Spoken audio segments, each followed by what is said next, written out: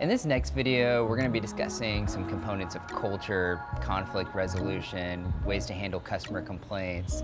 But what I want to start with is something fun, and that's ways that you can get your guests in to the athletic club for free.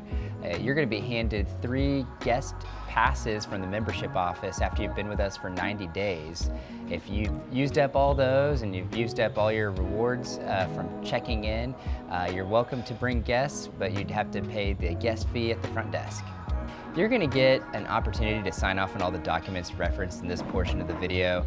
The first document I'm referencing is called the One Thing. You'll see that later in your packet, but the One Thing is an organizational focus that makes anything else easier or unnecessary. It's based on a book called The One Thing. Our organizational focus here at the athletic club is new memberships. This is what really drives home our bottom line because we have great attrition. And when I say great, I mean low attrition. Attrition is the percentage of cancellations out of our entire membership number. Because we don't have very many people canceling, the more members we get, the better our business model is. To drive this point home, what you'll see is the leaky bucket analogy. Imagine water being poured into a bucket with a few holes at the bottom where the cancellations are the drops coming out of the bottom of the bucket, but all the water being poured in is the new memberships. So as you can see, more water is in the bucket by the more you fill at the top. That would be our new memberships. Think about ways that you and your department can contribute to this goal that we have at the athletic club. The next concept I want to introduce is the 15-6 rule. This is an expectation for our staff members that when you're coming within 15 feet of a member, we want some sort of nonverbal acknowledgement, so a smile or a wave. And then when you get within 6 feet, we would like that to be a verbal acknowledgement, so a hello, good morning. And we want to continue to do this even if the member has earbuds or they're on the phone so that they don't feel excluded when we're walking by. I now want to go over the 10 steps to handling a member complaint. The first thing we want to do is actively and carefully listen to any member that's giving us a complaint. The next thing we want to do is repeat back what you heard. So what I understand is, and you repeat that back. We want to ask questions to get all the details straight. We want to apologize without blaming. We don't want to say, oh, it's this other department's fault. We would rather just say, I'm sorry this has happened to you. Put yourself in their shoes. You know, if that would have happened to me, I'd be just as frustrated as you. Some members just want their perspective heard. Thank the member for bringing it to your attention. Act quickly and solve the problem if you're able to do so. If not, pass all information to an MOD, and tell them I'll inform our manager on duty right away and have them follow up. Keep your promises. If you told a member you would do something, make sure that you go and do that. And then follow up with the member when you see them once again when they're leaving. Were we able to resolve the issue? Thank you and have a great rest of your day. And that's a recap of our handling a member complaint. I now want to introduce you to our brand framework, or kind of a recap of our culture here at the club. Our brand purpose is platform for the life well lived. And you can kind of see that in the club promise. They promise a positive, nurturing environment, supporting the mental, physical, and emotional benefits of an active, participatory, and health-conscious lifestyle. Our brand principle is improve the day. So we want to know how can we improve our own day and our own lives by setting goals, but also how can we improve the day of members and staff around us. Our brand personality is genuine, approachable, knowledgeable, familial, and hospitable. The way we introduce our culture to the member is really through our manifesto. It's called Play On. Play On, it's what we do. We're a big, diverse family of tennis players, swimmers, runners, crossfitters, cannonballers, stairmasters, weekend warriors, big kids, little kids, and kids who never grew up. We love to run, jump, serve, swim, splash, sweat, lap, lunge, squat, compete, and do pretty much any other verb you can associate with fitness. We believe that fitness and fun not only can coexist, but that they are soulmates that should never be apart. It's why this club exists, and it's why we come to work. It's why more than ever we're committing to helping you, our members, play often, play hard, and play on. Our core values here are fun, family, hospitality, integrity, and care. You've already seen us introduce our we statements, or the way we define those, in the onboarding video, but I'll tell you once again, fun, we provide a playful and engaging environment.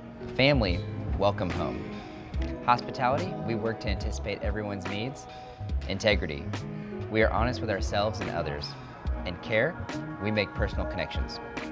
The values are something we care a lot about and reference often. And it's also something that we want to refer to when handling conflict or when addressing concerns. We have a 4-step process to resolving most conflict. That's 1, take a beat, 2, get the facts, 3, check policies and precedent, and 4, run it through the values. So take a beat means when you notice something like maybe an integrity issue from a fellow staff member, you're not just acting on impulse. 2, get the facts, you're getting their side of the story. 3, check policies and precedent, make sure there's actually a conflict at hand. And then 4, run it through the values. So if it's an integrity issue and you want to address it in a familial way, you may say, hey, I know you let your friend in at the desk.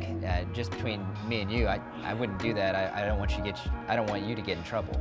So that would be a good way to enforce like frontline accountability.